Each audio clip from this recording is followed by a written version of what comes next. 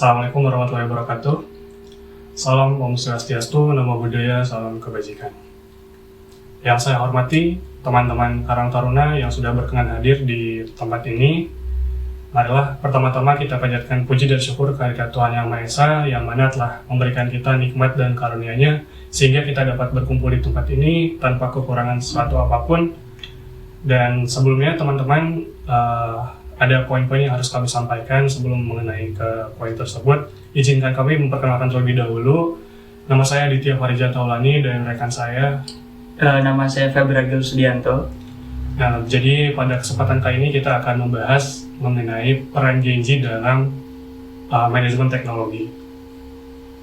Oke, teman-teman sekalian, pernahkah kita berpikir, kita bertanya-tanya, mengapa di zaman yang sudah teknologinya pesat ini, perkembangan teknologi yang sudah pesat ini masih banyak UMKM yang sudah berkembang?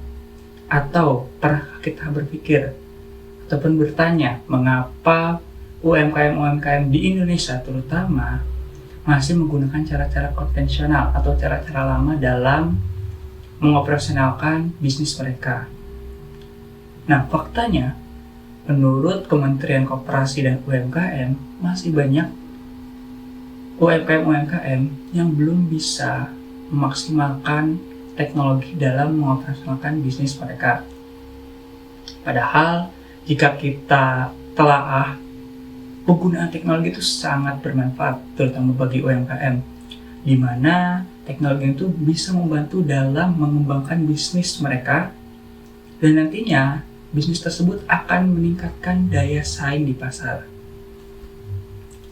Oke, baik. Teman-teman, jadi tujuan kita kali ini ada beberapa poin yang harus kita sampaikan. Ada 3 poin utama yang akan kita sampaikan. Yang pertama itu adalah mengapa masih banyak UMKM masih kesulitan dalam mengadopsi manajemen teknologi. Yang kedua, itu pentingnya memahami paradigma dalam manajemen teknologi gitu. Dan yang ketiga adalah bagaimana peran Gen Z dapat mengadopsi dalam manajemen teknologi tersebut. Oke, baik. Berdasarkan apa yang telah teman saya sebutkan, 3 hal tersebut. Yang pertama kita bahas dulu mengapa UMKM ini belum bisa atau belum memiliki kemampuan untuk mengadopsi teknologi. Nah, berdasarkan data yang telah dikeluarkan oleh Kementerian Koperasi dan UMKM, terdapat 60% UMKM yang di Indonesia itu belum bisa menggunakan teknologi secara optimal. Tentunya ini mendukung dengan apa yang telah saya katakan sebelumnya, bahwa masih banyak UMKM yang belum bisa mengoptimalkan teknologi tersebut. Bahkan menurut data, lebih dari 50%, lebih dari setengahnya UMKM yang ada di Indonesia ini belum bisa memaksimalkan teknologi yang ada. Nah, apa sih penyebabnya? Nah, di sini terdapat beberapa penyebab kenapa UMKM tersebut belum bisa memaksimalkan teknologi, di mana terdapat kekurangan pelatihan dan pengetahuan terhadap teknologi itu sendiri. Padahal banyak sekali manfaat-manfaat dari penggunaan teknologi tersebut. Tentunya dimulai dari bagaimana perusahaan-perusahaan tersebut menjalankan atau mengoperasionalkan bisnis tersebut. Selanjutnya bagaimana pengembangan dari bisnis tersebut. Nah, beberapa hal tersebut membuat UMKM ini tidak bisa berkembang secara pesat dan bagaimana. Dan selanjutnya ada juga penyebabnya itu adalah akses sumber daya teknologi yang terbatas. Dalam hal ini mengacu kepada hardware dan software. Itu adalah bagian penting bagaimana perusahaan ini atau bisnis ini atau UMKM ini bisa memaksimalkan atau menjalankan yang namanya adopsi teknologi dari paradigma pemikiran-pemikiran yang sulit untuk mengetahui informasi tentang teknologi, pembelajaran yang sulit didapatkan tentang teknologi, ataupun sumber daya teknologi itu sendiri yang sulit didapatkan, membuat pemikiran para pelaku bisnis ini seolah penggunaan teknologi itu rumit dan mahal. Padahal jika kita telaah, kita perdalam lagi, sebenarnya ada cara-cara lain agar penggunaan teknologi itu lebih mudah dan juga lebih biayanya rendah. Oke, baik. Mengenai teknologi yang sudah teman saya katakan barusan, jadi dalam adopsi manajemen teknologi itu memang tidak mudah. Itu pasti kita akan menghadapi tantangan-tantangan yang mungkin bisa menjadi sebuah tantangan bagi kita semuanya. Tapi teman-teman perlu kita ketahui bahwa perlu adanya inovasi dan kreativitas teman-teman untuk mengadopsi manajemen teknologi ini. Alangkah baiknya kita mempergunakan teknologi itu dengan sebaik mungkin. Yang tadinya tradisional, konvensional, kita bisa merujuk pada yang inovatif dan terbuka gitu. Karena pada saat ini tidak bisa dipungkiri teknologi juga merupakan sebuah aset untuk kita bisa berkomunikasi atau menghadapi dunia luar gitu. Karena tidak bisa dipungkiri juga bahwa teknologi itu menjadi sebuah alat sekarang untuk kita bisa bersaing dengan dunia luar.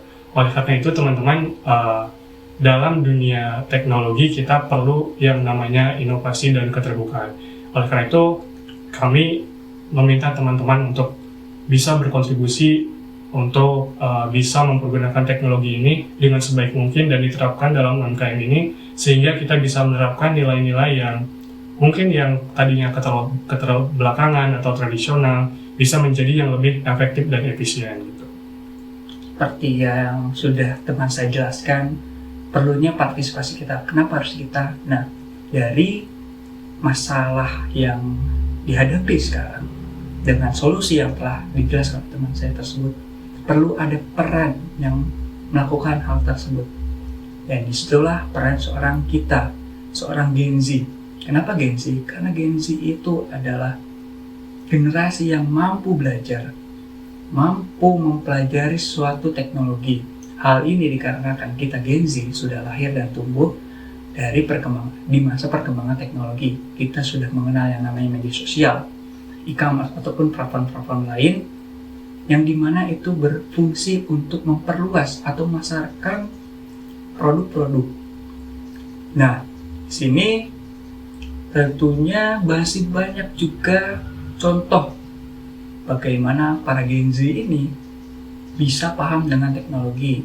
Salah satunya ada contoh-contoh Gen Z yang sudah membuat sebuah aplikasi, di mana aplikasi tersebut membantu juga UMKM, misalkan dalam manajemen stok ataupun platform dalam pemasaran online. Kita bisa lihat juga contoh bahwa Gen Z itu senang dengan menggunakan aplikasi untuk membuat konten, sehingga ini akan membantu dalam branding produk-produk UMKM itu sendiri. Nah, kita harus pahami bahwa transisi dari konvensional menjadi teknologi atau lebih modern ini tentu perlu waktu, tentu bukan proses yang pendek. Tapi dengan bantuan dan inovasi yang diberikan oleh Gen Z ini, itu akan lebih maksimal, dan apa yang diharapkan dari penggunaan teknologi yang optimal itu bisa berjalan dengan baik. Dengan adanya Gen Z ini tuh, pemakaian teknologi seperti AI, data analitik, ataupun pemasaran digital itu bisa maksimal dan membuat UMKM ini tuh bisa menjalankan operasionalnya, bisa menjalankan usahanya dengan lebih efektif dan efisien. Lalu teman-teman sekalian, apa kesimpulan dari yang telah kita bahas ini?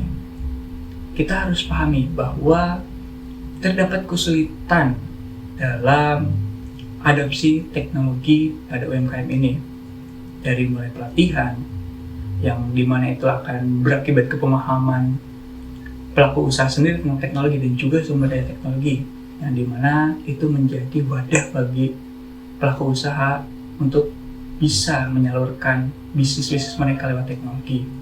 Selanjutnya, perlu adanya manajemen yang adaptif dan inovatif, di mana ini terbuka terhadap perkembangan teknologi sehingga bisa mengikuti teknologi yang sekarang tuh harus seperti apa.